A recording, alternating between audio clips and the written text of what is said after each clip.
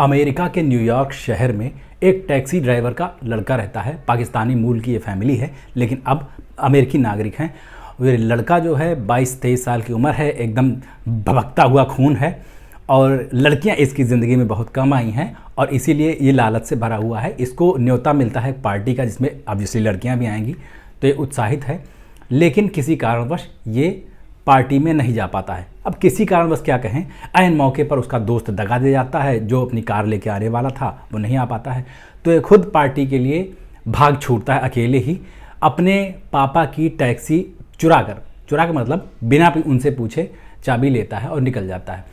अब इसको टैक्सी चलाना कैसे वो तो आता है, लेकिन उसमें जो साइंस लगे रहते हैं ना ऊपर, ऑन ड्यूटी ऑफ ड्यूटी और ये सारी चीज़ें, तो वो उसको ज़्यादा पता नहीं है और वो ऑफ़ करने को भूल जाता है। इसके चक्कर में उसके कैब में कई सारे पैसेंजर आते हैं और उनसे वो परेशान होकर उनको हटाता है, लेकिन फिर एक खूबसूरत सी लड़की आती है, वो उसको बिठा लेता है। वो उसको जाने को नहीं कह पाता है फॉर द ऑब्वियस रीजन्स।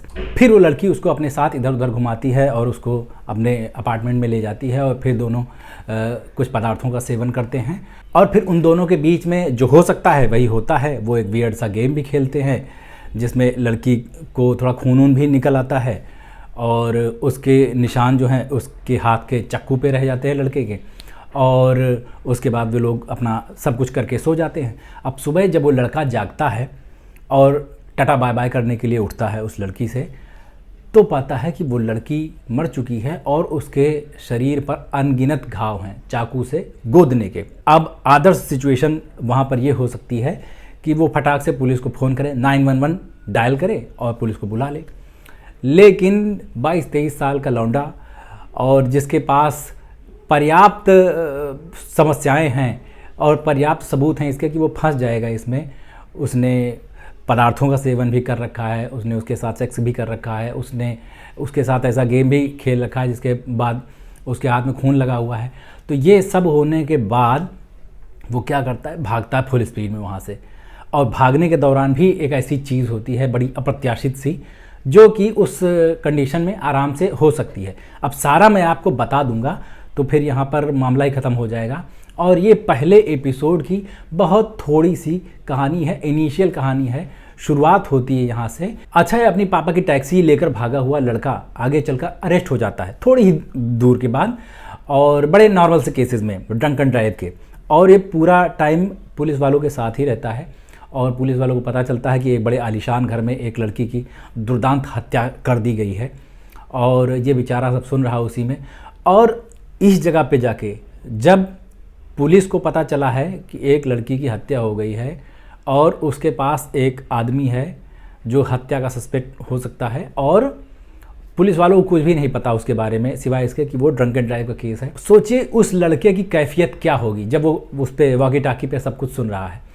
और उस पूरे जो सीन को इस तरह से फिल्माया गया है ना, उसके जो एक्सप्रेशंस होते हैं लड़के के, वो इतना देखने लायक हैं। और उसके बाद जब पुलिस वालों को पता चलता है सारे मामले का, जो पहले एपिसोड की बात कर रहा हूँ, जो इतनी भयंकर ग्रिपिंग है ना कि एक सेकंड को आप छोड़ नहीं सकते हैं स्क्रीन के सामने से।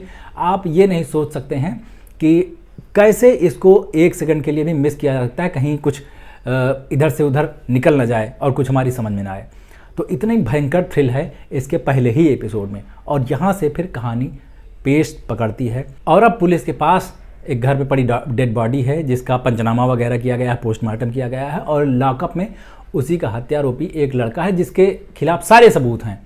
मतलब खून के निशान हैं, चक्कू उसके जेब से मिला है और उस लड़के ने उस लड़की के साथ रात बिताई है, सब कुछ किया है और वही उसके साथ में था।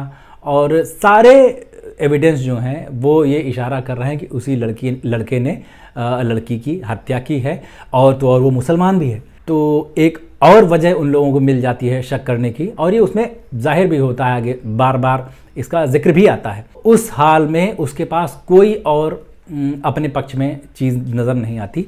उस टाइम पे इत्तेफाक से एक वकील आता है वहाँ, और वो वकील क्या है, जैसे मतलब बहुत सस्ते चूजे पकड़ने टाइप का वकील है, जिसको बहुत छोटी छोटी 10-10, 20-20 रुपए वाली फ़ीसें दे दी जाती हैं और छोटे छोटे काम करवा लिए जाते हैं, पेशकार के सामने पेश हो जाना, तहसीलदार के सामने पेश हो जाना, इस टाइप की चीज़ें। तो बड़े बड़े क्रिमिनल केसेस नहीं हैंडल करता है, किसी का पर्स चोरी हुआ, किसी का कुछ ऐसे मामला, मोबाइल चोरी हुआ, तो ऐसे केसेस में वो आगे आता है। तो वो एक बहुत बड़े केस की तलाश में है, और जब वो देखता है कि ये लड़का बैठा हुआ है लॉकअप में, उससे इसकी नज़रें मिलती हैं, तो इसके दिमाग में कुछ खटकता है। ये बाहर आ जाता है थाने से, लेकिन वापस जाके उससे बात करता है। फिर वहाँ से शुरू होती है उसकी कहानी। आगे बहुत कुछ होता है इस पूरी सीरीज़ में। 8 एपिसोड की मिनी सीरीज़ है, HBO ने बनाई थी और 2016 में आई थी ये। मैंने अभी रिसेंटली देखी और 1-2 दिन पहले देखी थी, लेकिन मैं थोड़ा सा आलसी पड़ जाता हूँ और इसकी वजह से मैं वीडियो ज़्यादा फ्रिक्वेंटली नहीं बना पाता। और इसमें अभी आप लोगों ने देखा होगा पिछले काफ़ी दिन से मैं गायब था, लेकिन मुझे लगा कि ये जो सीरीज़ देखी है मैंने, इसके बारे में बताना बेहद ज़रूरी है। और इसकी IMDb पे रेटिंग है 8.4। अब मैं IMDb रेटिंग वगैरह और ये सब कुछ देख लेता हूँ पहले, कोई भी फिल्म या सीरीज़ देखने से पहले। नहीं तो चलने को तो इस समय बहुत चल रहा है, रिलीज़ भी चल रही हैं, बहुत सारी फिल्में हैं जो बहुत कुछ कमा रही हैं। इंटरस्टेलर भी चल रही है, और बैडेस रवि कुमार भी चल रहा है, तो सब कुछ चल रहा है। सरम तेरी कसम ने तो रिकॉर्ड तोड़ दिए हैं सारे रिलीज़ के बाद। लेकिन उसके बीच में अगर क्वालिटी कंटेंट देखने का, एकदम माइंड ब्लोइंग टाइप की थ्रिलर जो आखिरी तक आपको बांध के रखे, वो ये सीरीज़ हो सकती है। इसका नाम है द नाइट ऑफ। एक प्यार को उतावला लड़का और दुनिया के झमेले से बेताब लड़की आपस में मिलते हैं, और वहाँ से फिर उनकी ज़िंदगी में जो भूचाल आता है, एक की ज़िंदगी तो ख़त्म हो जाती है, दूसरे की ज़िंदगी में भूचाल आता है, उसको जेल भेज दिया जाता है। और जेल में जो हालात होते हैं उसके साथ, जेल कितना क्रूर, कितना ख़तरनाक हो सकता है, ये उसको देख के आप जान सकते हैं। और किसी के ऊपर कोर्ट केस चल रहा हो तो उसके परिवार वालों का क्या हाल होता है, ये भी उसमें पता चल जाता है। भले उसको फ्रेम किया गया हो, फंसाया गया हो, या उसके ऊपर रियल इल्ज़ाम लगा हो, उस टाइम पे जब तक वो केस जब तक फाइनल ना हो जाए तब तक तो उसकी अच्छी छीछा लेदर हो ही जाती है। ये आपने अपने देश में भी देखा होगा, तो वो और रियल में देखा होगा। ये तो फिल्म की बात हो रही है, सीरीज़ की बात हो रही। तो जो जो उनको झेलना पड़ता है, माँ के गहने बिक जाते हैं, बाप की कमाई सारी उसी में चली जाती है, और समाज का जो सामना करना पड़ता है, बहुत सारी चीज़ें जितनी विभीषिका उनको झेलनी पड़ती है, वो सब देख सकेंगे आप। और वो लड़का जो है जिसके ऊपर मर्डर का इल्ज़ाम है, उसके ऊपर कोई विश्वास नहीं कर सकता कि इसके मर्डर नहीं किया है। इवन आपको भी लगेगा एक बार कि यार हो सकता है कि हम लोग इसके साथ सिंपैथी करके जा रहे हैं और लास्ट में यही मर्डरर निकले, और वो निकलता है या नहीं ये मैं नहीं बताऊंगा, आप खुद ही देखिएगा।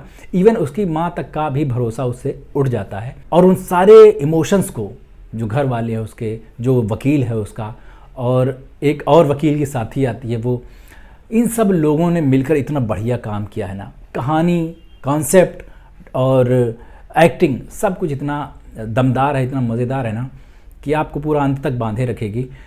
मेरे ख्याल से मैंने आपको स्पॉइलर नहीं दिया है कोई इसमें, और जो भी कहानी सुनाई है ना वो फर्स्ट एपिसोड की थोड़ी सी कहानी है, सिर्फ मैंने ग्रिप बनाने के लिए सुनाई है कि आपकी उत्सुकता जाग जाए उसको देखने के लिए। इसके अलावा इसमें कोई भी स्पॉइलर नहीं है, और आप उसको देखेंगे तो पता चलेगा कि वो पूरी की पूरी सीरीज़ है जिसके बारे में मैंने कुछ भी नहीं बताया है। और आप देखेंगे तो फिर आपको पता चलेगा कि वर्ल्ड क्लास सिनेमा क्या होता है। मैंने ये अपने आप में ये वादा किया है, प्रॉमिस डे पर प्रॉमिस किया था कि अब इस चैनल पे जो रिव्यू वगैरह है उसकी बात तो क्या ही करूँगा मैं, लेकिन मैं जो देखूँगा वो मैं ज़रूर रेकमेंड करूँगा, जो भी अच्छा देखूँगा। कुछ दिनों पहले मैंने the day of jackal series देखी थी, जो जियो सिनेमा पर अवेलेबल है। बहुत बढ़िया सीरीज़ लगी मुझे वो भी, तो वो भी आप देख सकते हैं। लेकिन उसको वीडियो बनाने का मौका मुझे मिल नहीं पाया, क्योंकि मैं गाँव गया हुआ था, ट्रैवल कर रहा था। और ये वाली लौटने के बाद देखी, तो इसके बारे में आपको बता दिया।